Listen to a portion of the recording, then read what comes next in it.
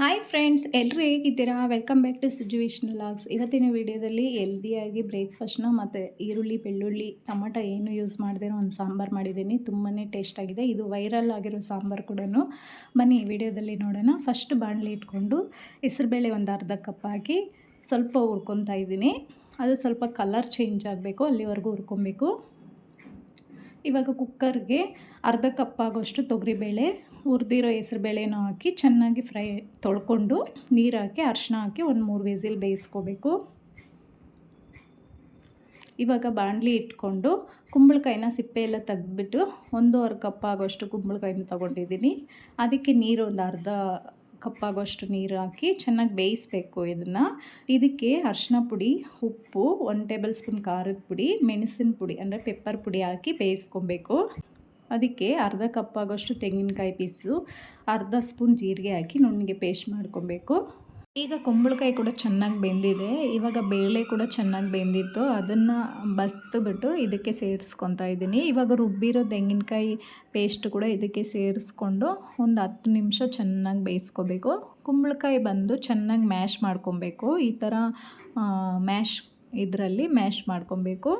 ಇವಾಗ ಇದಕ್ಕೆ ಒಂದು ಒಗ್ಗರಣೆ ಹಾಕ್ಕೊತಾ ಇದ್ದೀನಿ. ಒಗ್ಗರಣೆಗೆ 2 ಟೇಬಲ್ ಸ್ಪೂನ್ ಎಣ್ಣೆ ಹಾಕಿ ಜೀರಿಗೆ ಒಂದು ಅರ್ಧ ಸ್ಪೂನು, ಕಡಲೆಬೇಳೆ ಒಂದು ಅರ್ಧ ಸ್ಪೂನು, ಸಾಸಿವೆ ಒಂದು ಅರ್ಧ ಸ್ಪೂನು, ಉದ್ದಿನಬೇಳೆ ಒಂದು ಅರ್ಧ ಸ್ಪೂನ್ ಹಾಕಿ ಚೆನ್ನಾಗಿ ಫ್ರೈ ಮಾಡಿ, ಒಣಗಿದ ಮೆಣಸಿನ್ಕಾಯಿ ಒಂದು 3-4 ಹಾಕಿ ಫ್ರೈ ಆದಮೇಲೆ ಕರಿಬೇವು ಸೊಪ್ಪು, ಇಂಗು, ಸ್ವಲ್ಪ ಒಂದು ಅರ್ಧ ಕಪ್ ಆಗೋಷ್ಟು ತೆಂಗಿನಕಾಯಿ ತುರಿನ ಸೇರಿಸ್ಕೋಬೇಕು. ಇದಕ್ಕೆ ಮೇಯ್ನ್ ಇಂಗ್ರೀಡಿಯೆಂಟ್ಸೇ ಇದೆ. ಚೆನ್ನಾಗಿ ಕಲರ್ ಚೇಂಜ್ ಆಗೋವರೆಗೂ ಫ್ರೈ ಮಾಡಿಕೊಂಡು ಈ ಸಾಂಬಾರಿಗೆ ಮಿಕ್ಸ್ ಮಾಡ್ಕೊಬೇಕು. ತುಂಬಾ ಟೇಸ್ಟಾಗಿರುತ್ತೆ. ಈರುಳ್ಳಿ, ಟೊಮಾಟೊ, ಬೆಳ್ಳುಳ್ಳಿ ಏನು ಯೂಸ್ ಮಾಡಲ್ಲ, ಆದರೂ ಸೂಪರ್ ಟೇಸ್ಟಾಗಿರುತ್ತೆ. ಒಂದ್ಸರಿ ಟ್ರೈ ಮಾಡಿ ನೋಡಿ. ಸಿಂಪಲಾಗೂ ಆಗುತ್ತೆ, ಟೇಸ್ಟು ತುಂಬಾ ಚೆನ್ನಾಗಿರುತ್ತೆ ಮತ್ತು ಬೇಗನೂ ಆಗುತ್ತೆ. ಕುಂಬಳಕಾಯಿ ಇದ್ದರೆ ಸಾಕು, ಹೇಗಿದ್ದರೂ ಬೇಳೆ ಎಲ್ಲ ಮನೇಲೇ ಇರುತ್ತಲ್ವ. ಟೇಸ್ಟ್ ಅಂತೂ ಸೂಪರಾಗಿತ್ತು. ನಾನು ಫಸ್ಟ್ ಟೈಮ್ ಮಾಡಿರೋದು, ಆದರೆ ಟೇಸ್ಟ್ ಮಾತ್ರ ಸಖತ್ತಾಗಿತ್ತು. ಇನ್ನು ಲಂಚ್ ಬಾಕ್ಸ್ಗೂ ಪ್ಯಾಕ್ ಮಾಡ್ತಾಯಿದ್ದೀನಿ. ಸಾಂಬಾರಂತೂ ತುಂಬಾ ಚೆನ್ನಾಗಿತ್ತು. ನಾವು 2 ಟೈಮು ಇದನ್ನೇ ಇಟ್ಕೊಂಡು ತಿಂದಿದ್ದೀರಿ. ತುಂಬಾ ಚೆನ್ನಾಗಿತ್ತು. ಇವತ್ತು ಬ್ರೇಕ್ಫಾಸ್ಟ್ಗೆ ಸಿಂಪಲಾಗಿ ಓಟ್ಸ್ ಉಪ್ಮಾ ಮಾಡ್ಕೊತಾ ಇದ್ದೀನಿ. ತುಂಬಾ ಟೇಸ್ಟಾಗಿರುತ್ತೆ ಮತ್ತು ಬೇಗನೂ ಆಗುತ್ತೆ ಇದು. ಮತ್ತು ಹೆಲ್ದಿ ಕೂಡ, ವೆಯ್ಟ್ ಲಾಸ್ ಮಾಡೋರಿಗೆಲ್ಲ ತುಂಬಾ ಒಳ್ಳೆಯದು ಅಂತಲೇ ಹೇಳ್ಬೋದು. 1 ಕಪ್ ಆಗೋಷ್ಟು ಓಟ್ಸ್ನ ತಗೊಂಡು ಸ್ವಲ್ಪ ಹೊತ್ತು ಫ್ರೈ ಮಾಡ್ಕೊತಾ ಇದ್ದೀನಿ. ಸ್ವಲ್ಪ ಕಲರ್ ಚೇಂಜ್ ಆಗಬೇಕು, ಅಲ್ಲಿವರೆಗೂ ಫ್ರೈ ಮಾಡ್ಕೊಬೇಕು. ಇವಾಗ ಬಾಣಲಿ ಇಟ್ಕೊಂಡು ಒಂದು 2 ಟೇಬಲ್ ಸ್ಪೂನ್ ಎಣ್ಣೆ ಹಾಕಿ ಉದ್ದಿನಬೇಳೆ ಒಂದು ಅರ್ಧ ಸ್ಪೂನು, ಕಡಲೆಬೇಳೆ ಒಂದು ಅರ್ಧ ಸ್ಪೂನ್ ಹಾಕಿ ಸಾಸಿವೆ ಹಾಕಿ ಫ್ರೈ ಮಾಡ್ಕೊಬೇಕು. ಇದೆಲ್ಲ ಫ್ರೈ ಆದಮೇಲೆ 1-2 ಈರುಳ್ಳಿ, ಒಣಗಿದ ಮೆಣಸಿನ್ಕಾಯಿ, ಕರಿಬೇವು ಸೊಪ್ಪು, ಹಸಿಮೆಣ್ಸಿನ್ಕಾಯಿ ಹಾಕಿ ಫ್ರೈ ಮಾಡ್ಕೊತಾ ಇದ್ದೀನಿ. ಇದು ಸ್ವಲ್ಪ ಫ್ರೈ ಆದಮೇಲೆ ಕ್ಯಾರೆಟ್ ಒಂದು, ಬೀನ್ಸ್ ಒಂದು ಅರ್ಧ ಕಪ್ ಆಗೋಷ್ಟು ಹಾಕ್ಕೊಂಡು ಫ್ರೈ ಮಾಡ್ಕೊತಾ ಇದ್ದೀನಿ. ಒಂದು ಟೊಮಟೊನ ಸೇರಿಸ್ಕೊತಾ ಇದ್ದೀನಿ. ಟೊಮಟೊ ಎಲ್ಲ ಸಾಫ್ಟ್ ಆಗಬೇಕು, ಅಲ್ಲಿವರೆಗೂ ಫ್ರೈ ಮಾಡ್ಕೊಬೇಕು. ಸ್ವಲ್ಪ ಅರಿಶಿನ ಪುಡಿ, ರುಚಿಗೆ ಎಷ್ಟು ಬೇಕೋ ಅಷ್ಟು ಉಪ್ಪು ಹಾಕಿ ಎಣ್ಣೆ ಬಿಟ್ಕೋಬೇಕು, ಅಲ್ಲಿವರೆಗೂ ಫ್ರೈ ಮಾಡ್ಕೊಬೇಕು. ತರಕಾರಿಯಲ್ಲಿ ಚೆನ್ನಾಗಿ ಫ್ರೈ ಆಗಿ ಎಣ್ಣೆ ಬಿಡುತ್ತೆ, ಅಲ್ಲಿವರೆಗೂ ಫ್ರೈ ಆದಮೇಲೆ ಇವಾಗ ಓಟ್ಸ್ನ ಕೂಡ ಸೇರಿಸ್ಬೇಕು. ಇದಕ್ಕೆ ನೀರೆಲ್ಲ ಜಾಸ್ತಿ ಹಾಕಬಾರ್ದು, ಸ್ವಲ್ಪ ಸ್ವಲ್ಪ ನೀರು ಚಿಮುಕಿಸ್ಬೇಕು, ಜಾಸ್ತಿ ನೀರು ಹಾಕಬಾರ್ದು. ಸ್ವಲ್ಪ ಸ್ವಲ್ಪ ಚಿಮುಕಿಸ್ಬಿಟ್ಟು ತರಕಾರಿಯಲ್ಲಿ ಟೊಮಾಟೊದಲ್ಲೇ ನೀರಿರುತ್ತಲ್ಲ, ಒಂದು 5 ನಿಮಿಷ ಲಿಡ್ ಕ್ಲೋಸ್ ಮಾಡಿದ್ರೆ ಆಗೋಗುತ್ತೆ. ನಾನು ಈ ಥರ ನ್ಯಾಚುರಲಾಗಿ ಮನೆಯಲ್ಲೇ ಮೆಹಂದಿನ ರೆಡಿ ಮಾಡ್ಕೊತೀನಿ. ತುಂಬಾ ಚೆನ್ನಾಗಿರುತ್ತೆ. ನಾನು ಡೈ ಎಲ್ಲ ಏನೂ ಯೂಸ್ ಮಾಡಲ್ಲ. ನನಗೆ ಬಿಳಿ ಕೂದಲಿರೋದ್ರಿಂದ ಈ ಥರ ಮನೆಯಲ್ಲೇ ನ್ಯಾಚುರಲಾಗಿ ಮಾಡ್ಕೊತಾ ಇರ್ತೀನಿ. ಒಂದು ಪಾತ್ರೆಗೆ 2 ಗ್ಲಾಸಷ್ಟು ನೀರು ಹಾಕಿ, 1 ಬೀಟ್ರೋಟು, ಒಂದು ಅರ್ಧ ಸ್ಪೂನ್ ಮೆಂತ್ಯ, 2 ಲವಂಗ, 1 ಸ್ಪೂನ್ ಟೀ ಪುಡಿ ಹಾಕಿ ಚೆನ್ನಾಗಿ ಕುದಿಸ್ಕೊಬೇಕು. ಇದು ನೈಟೇ ಪ್ರಿಪ್ರೇಷನ್ ಮಾಡಿ ಇಟ್ಬಿಡಬೇಕು. ಇವಾಗ ಆ ನೀರು ಒಂದು ಐರನ್ ಕಡಾಯಿಗೋ ಇಲ್ಲಾಂದರೆ ಒಂದು ಸ್ಟೀಲ್ ಪಾತ್ರೆಗೋ ಹಾಕಿ, ಈ ಥರ ಎಣ್ಣೆ ಪ್ಯಾಕೆಟ್ ಬರುತ್ತೆ, 1.5 ಪ್ಯಾಕೆಟಾದ್ರು ನಾನು ಮಿಕ್ಸ್ ಮಾಡ್ಕೊತೀನಿ. ನಾನು ಈ ಥರ ಒಂದು 3 ತಿಂಗ್ಳಿಗೆ ಒಂದ್ಸರಿ ಹಾಕ್ಕೊತಾ ಇರ್ತೀನಿ. ಬಿಳಿ ಕೂದಲಿಗೆಲ್ಲ ತುಂಬಾ ಒಳ್ಳೇದಂತ ಹೇಳ್ಬೋದು. ನ್ಯಾಚುರಲಾಗೂ ಹಾಕ್ದಂಗೆ ಇರುತ್ತೆ. ಡೈ ಎಲ್ಲ ಯೂಸ್ ಮಾಡೋದ್ರಿಂದ ನಮಗೆ ಸೈಡ್ ಎಫೆಕ್ಟ್ಸ್ ತುಂಬಾ ಬರುತ್ತೆ. ಈ ಥರ ಮೆಹಂದಿ ಹಾಕೋದ್ರಿಂದ ಕೂದಲಿಗೂ ಏನು ಎಫೆಕ್ಟ್ ಆಗೋಲ್ಲ, ಏರ್ ಗ್ರೋನೂ ಆಗುತ್ತೆ ಮತ್ತು ಕೂದಲು ಉದುರೋದು ಕಮ್ಮಿ ಆಗುತ್ತೆ. ಇವಾಗ ಮೆಹಂದಿನೆಲ್ಲ ನೀರಲ್ಲಿ ಮಿಕ್ಸ್ ಮಾಡ್ಕೊಂಬಿಟ್ಟು ಇವಾಗ ಅರ್ಧ ಕಪ್ ಆಗೋಷ್ಟು ಮೊಸರು ಹಾಕ್ಕೊತಾ ಇದ್ದೀನಿ. ಚೆನ್ನಾಗಿ ಮಿಕ್ಸ್ ಮಾಡಿ ಇಡ್ತಾಯಿದ್ದೀನಿ ನೈಟಲ್ಲೇ. ಇದಕ್ಕೆ ಎಗ್ನ ಬೆಳಿಗ್ಗೆ ಸೇರಿಸ್ತಾ ಇದ್ದೀನಿ. ಇವಾಗೆ ಸೇರಿಸಿದ್ರೆ ಒಂಥರ ಸ್ಮೆಲ್ ಬಂದುಬಿಡುತ್ತೆ. ಬರೀ ಎಗ್ ವೈಟ್ ಮಾತ್ರ ಸೇರಿಸ್ಕೊತಾ ಇದ್ದೀನಿ. ನಾನು ನಿಂಬೆಹಣ್ಣು ಕೂಡ ಸೇರಿಸ್ತಾ ಇದ್ದೆ. ಯಾರೋ ಒಬ್ಬರು ಇನ್ಸ್ಟಾಗ್ರಾಮಲ್ಲಿ ಮೆಸೇಜ್ ಮಾಡಿದರು, ಸಿಟ್ರಿಕ್ ಆಮ್ಲ ಜಾಸ್ತಿ ಇರುತ್ತೆ ಅದರಲ್ಲಿ, ಅದನ್ನು ಯೂಸ್ ಮಾಡಬೇಡಿ ಅಂತ ಹೇಳಿದ್ರು. ಅದಕ್ಕೆ ನಾನು ನಿಂಬೆಹಣ್ಣನ್ನ ಸ್ಕಿಪ್ ಮಾಡ್ತಾಯಿದ್ದೀನಿ. ಬೇಕಂದರೆ ಹಾಕ್ಕೋಬೋದು, ಅದೇನಿಲ್ಲ.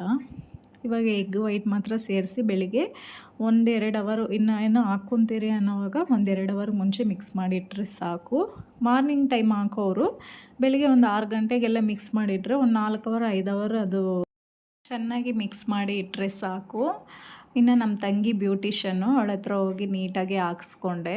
ನಾನು ಕ್ಲೀನಾಗಿ ಹಾಕ್ಕೊತೀನಿ, ಆದರೆ ಅವರು ಒಂದೊಂದು ಲೇಯರೇ ತೆಗ್ದು ಹಾಕ್ತಾರಲ್ವ, ನೀಟಾಗಿ ಸ್ಪ್ರೆಡ್ ಆಗುತ್ತೆ, ನಮಗೂ ಮೆಹಂದಿ ಚೆನ್ನಾಗಿ ಇಡಿಸುತ್ತೆ ಅಂದ್ಬಿಟ್ಟು ನಮ್ಮ ತಂಗಿ ಮನೆಗೆ ಹೋಗಿ ಹಾಕ್ಸ್ಕೊತಾ ಇದ್ದೀನಿ. ಮತ್ತು ಎಣ್ಣೆ ಎಲ್ಲ ಏನೂ ಇಟ್ಟಿರಬಾರ್ದು, ತಲೆ ಬಂದು ಫ್ರೆಶ್ ಆಗಿರಬೇಕು, ಬರೀ ನೀರಲ್ಲೇ ಸ್ನಾನ ಮಾಡಬೇಕು. ಇವಾಗ ನಾನು ಸಾಟರ್ಡೆ ಹಚ್ಚಿದ್ದೀನಂದರೆ ಸಾಟರ್ಡೆ ಬರೀ ನೀರಲ್ಲಿ ಸ್ನಾನ ಮಾಡಿಬಿಟ್ಟು ಸಂಡೇ ಬೆಳಿಗ್ಗೆ ಬಂದು ಚೆನ್ನಾಗಿ ಎಣ್ಣೆ ಇಡಬೇಕು. ಸಂಡೇ ಎಲ್ಲ ಚೆನ್ನಾಗಿ ನೆನೆಯುತ್ತೆ ಎಣ್ಣೆಯಲ್ಲಿ. ಮಂಡೇ ಬೆಳಿಗ್ಗೆ ಬಂದುಬಿಟ್ಟು ಶಾಂಪು ಹಾಕಿ ಸ್ನಾನ ಮಾಡಬೇಕು. ಈ ಥರ ಫಾಲೋ ಮಾಡ್ಕೊಂಬಂದರೆ ನನಗೆ ಬ್ಯೂಟಿಷನ್ಸೇ ಹೇಳಿರೋದು. ನಾನು ಈ ಥರ ಒಂದು 15 ವರ್ಷದಿಂದ ಇದೇ ಫಾಲೋ ಮಾಡ್ತೀನಿ. ತುಂಬಾ ಚೆನ್ನಾಗಿರುತ್ತೆ, ಕಲರು ಬರ್ಗಂಡಿ ಕಲರ್ ಥರ ಬರುತ್ತೆ. ನಮಗೆ ಬ್ಯೂಟಿ ಪಾರ್ಲರಲ್ಲಿ ಯಾವ ಥರ ಹಾಕ್ತಾರೆ ಬರ್ಗಂಡಿ ಕಲರು. ಚಾರ್ವಿಕ ಹತ್ರನೂ ಆಟ ಆಡ್ಕೊಂಡಿದ್ರಿ. ಅವಳು ಅಮ್ಮ, ಅಪ್ಪ, ಅಜ್ಜಿ, ಆಂಟಿ ಇದೆಲ್ಲ ಕರಿತಾ ಇದ್ಲು. ಇನ್ನು ಅವಳ ಹತ್ರ ಜ್ಯೂಸ್ ಕುಡಿಸ್ಕೊಂಡು ಜ್ಯೂಸ್ ಅವಳಿಗೆ ಕೊಡ್ಬೇಕಂದ್ಬಿಟ್ಟು ನನ್ನ ಹತ್ರ ಜಗಳ ಮಾಡ್ತಾಯಿದ್ದಾಳೆ. ನಾವು ಕುಡ್ಸೋದು ಬೇಡವಂತೆ, ಅವಳಿಗೆ ಕೊಡಬೇಕಂತೆ. ಇನ್ನು ಇವಳಿಗೆ ಈ ಬೊಂಬೆ ಅಂದರೆ ತುಂಬ ಇಷ್ಟ. ಅದನ್ನು ಹೊಡಿತಾ ಇದ್ಲು. ಅವಳ ಜೊತೆ ಆಟ ಆಡ್ತಾಯಿದ್ರೆ ಟೈಮ್ ಹೋಗೋದೇ ಗೊತ್ತಾಗಲ್ಲ. ಈ ಥರ ಬೊಂಬೆಗಳಂದರೆ ಅವಳಿಗೆ ತುಂಬಾ ಇಷ್ಟ. 2-3 ಬೊಂಬೆ ಇದ್ದಾವೆ. ಅದನ್ನು ಹೊಡೆಯೋದು, ಅದಕ್ಕೆ ಸ್ನಾನ ಮಾಡಿಸೋದು, ಅದ್ರ ಜೊತೆ ಆಟ ಆಡೋದು, ಪಾಪ ಪಾಪ ಅಂದ್ಬಿಟ್ಟು ತುಂಬಾ ಚೆನ್ನಾಗಿ ಆಟ ಆಡ್ತಾಯಿದ್ಲು. ಇನ್ನು ಅವಳ ಹತ್ರ ಟೈಮ್ ಹೋಗಿದ್ದೇ ಗೊತ್ತಿಲ್ಲ. ಊಟನೂ ಮಾಡಿಕೊಂಡು ಆಟ ಆಡ್ತಾ ಇದ್ರಿ. ನೋಡಿ ಎಷ್ಟು ಚೆನ್ನಾಗಿ ಆಟ ಆಡ್ತಾ ಇದ್ದಾಳೆ.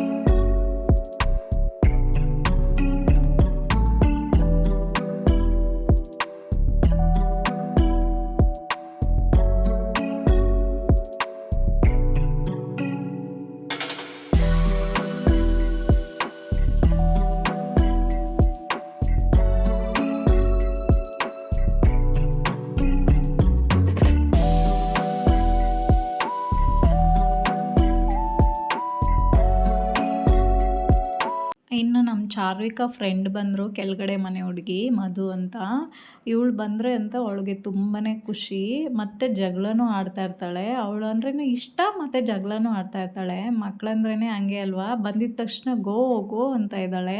ಮತ್ತು ಅವಳು ಏನು ಐಟಮು ಎತ್ತಬಾರ್ದು, ಅವಳನ್ನ ಅಕ್ಕ ಅಕ್ಕ ಅಂತ ಚೆನ್ನಾಗಿ ಕ್ಯೂಟಾಗಿ ಕರಿತಾ ಇರ್ತಾಳೆ. ಅದನ್ನು ನೋಡೋದಕ್ಕೆ ಒಂಥರ ಚೆನ್ನಾಗಿರುತ್ತೆ. ಇನ್ನು ಅವಳೇನಾದ್ರು ಐಟಮ್, ಅವಳದ್ದೇನಾದ್ರು ಬೊಂಬೆಗಳು, ಆಟ ಸಾಮಾನುಗಳು ಏನಾದ್ರು ಎತ್ಬಿಟ್ರೆ ಅದ್ರ ಮೇಲೇ ಕಣ್ಣಿರುತ್ತೆ ಅವಳಿಗೆ. ಯಾವಾಗ ಕಿತ್ಕೊಳ್ಳೋಣ ಅನ್ನೋ ಥರ ಮಾಡ್ತಾ ಇರ್ತಾಳೆ. ನೋಡಿ, ಅದೊಂದು ಐಟಮ್ ಇಟ್ಕೊಂಡಿದ್ದಾಳೆ. ಒಂದು ಕಡೆ ಅವಳ ಮೇಲೆ ಗಮನ ಇದೆ, ಒಂದು ಕಡೆ ಆ ಐಟಮ್ ಮೇಲೇ ಗಮನ ಇದೆ ಅವಳಿಗೆ. ಕಿತ್ಕೊಳ್ಳೋವರೆಗೂ ಬಿಡಲ್ಲ, ಕಿತ್ಕೊಂಡು ಹೋಗಿ ಅವ್ರ ಅಮ್ಮಗೆ ಕೊಡ್ತಾ ಇದ್ದಾಳೆ. ಈ ಥರ ಮಕ್ಕಳು ಜಗಳ ಆಡೋದೇ ಒಂಥರ ಕ್ಯೂಟಾಗಿ ಚೆನ್ನಾಗಿರುತ್ತಲ್ವ. ಟೈಮ್ ಹೋಗೋದು ಗೊತ್ತಾಗಲ್ಲ, ಅವ್ರು ಜಗಳ ಆಡೋದು ಗೊತ್ತಾಗಲ್ಲ. ಅವಳದು ಏನು ಆಟ ಸಾಮಾನು ಮುಟ್ಟಬಾರ್ದು. ಇನ್ನು ಸಾಯಂಕಾಲ ನಮ್ಮ ಮನೆಗೆ ಬಂದು ರಂಗೋಲಿನೂ ಹಾಕ್ತಾಯಿದ್ದೀನಿ. ಬೆಳಿಗ್ಗೆ ಹಾಕಿರಲಿಲ್ಲ, ಒಂದು ಸಿಂಪಲ್ಲಾಗಿ ರಂಗೋಲಿ ಹಾಕಿದ್ದೀನಿ. ಪ್ಲೀಸ್ ನನ್ನ ಚಾನಲ್ನ ಯಾರೆಲ್ಲ ಹೊಸ್ದಾಗಿ ನೋಡ್ತಾ ಇದ್ದೀರಾ ಸಬ್ಸ್ಕ್ರೈಬ್ ಮಾಡ್ಕೊಂಡು ಈ ವಿಡಿಯೋ ಪೂರ್ತಿಯಾಗಿ ನೋಡಿ. ನಿಮ್ಗೇನಾದ್ರು ಇಷ್ಟ ಆದರೆ ಒಂದು ಲೈಕ್ ಮಾಡಿ, ಕಮೆಂಟಲ್ಲಿ ತಿಳಿಸಿ ಹೇಗಿದೆ ಅಂತ. ಇವಾಗ ಸಿಂಪಲಾಗಿ ಒಂದು ರಂಗೋಲಿ ಹಾಕಿದ್ದೀನಿ, ನೋಡ್ಕೊಂಬನ್ನಿ.